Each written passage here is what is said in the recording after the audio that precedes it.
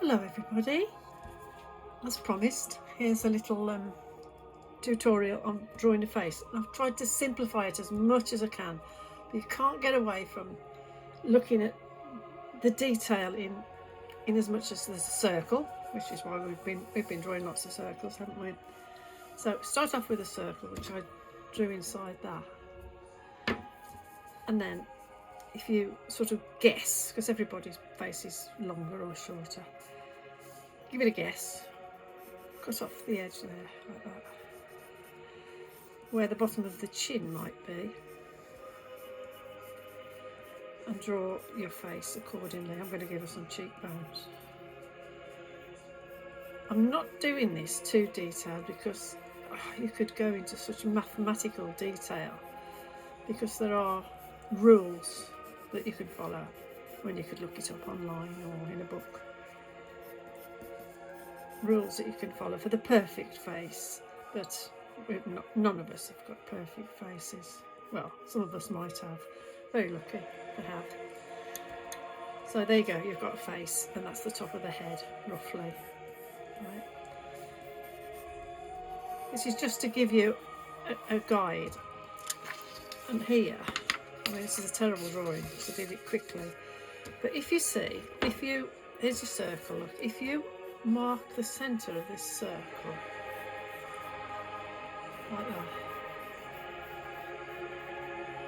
right? Well, actually, that's not what I meant to do. I measured the from there to there and got the centre, right?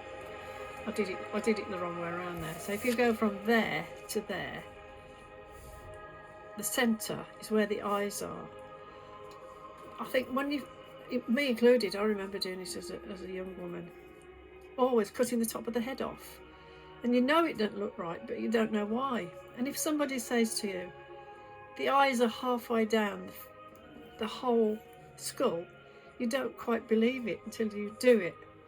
But there you go, the eyes are halfway down the head.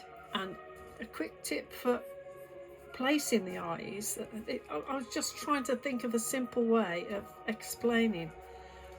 The eyes on the line where you've decided halfway down are 5 eye widths. So there's an eye there, and then there's the exact width of an eye in between. And if you're looking at somebody head on, eye to eye, there's another space for another eye there. So there's 5 widths. And that gives you an idea of how to space it. That's another common mistake, is to put the eyes too close together or too far apart. And we've got our little ruler here. The inner edge of the eye corresponds with the outer edge of the nostril, roughly. I mean, as we've discovered, there's many stars in the sky. There are the different shapes and sizes of faces and heads and lips and eyes. Right, I'm struggling with this to explain it simply, because I hate technical things, and I'm sure a lot of you do. Right, and the lips are wherever the lips are. I mean, the gap between the bottom of the nose and the top of the lip is so different on everybody. I've got a big gap there, and I've also got a big gap from the top of my eye to my eyebrows, which makes me look permanently surprised. Not I am permanently surprised. And the lips, well, we've done lips, haven't we? And the gap between the bottom lip and the bottom of the chin is variable. I mean, if you look, if I do this, see what difference it makes. And here I've been playing around with the widths, so you can see how different you can make the face. The eye, the ear, the top of the ear sort of corresponds to the edge of the eyebrow there, like that. You can see it's in the right place, but some people are a bit lower. So there you go. This could be whatever you want it to be. Now, what your homework is to go and look at faces, not just your friends and your family. Go and find them in magazines and prove what I've just said, that the eyes are exactly halfway down.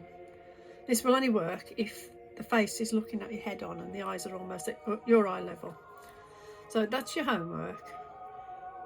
And I'm going to now go away and draw a face. I mean, I can't bore you with the whole thing, but I'll finish it off in front of you. Okay, off you go then, do your homework. See you later. Bye.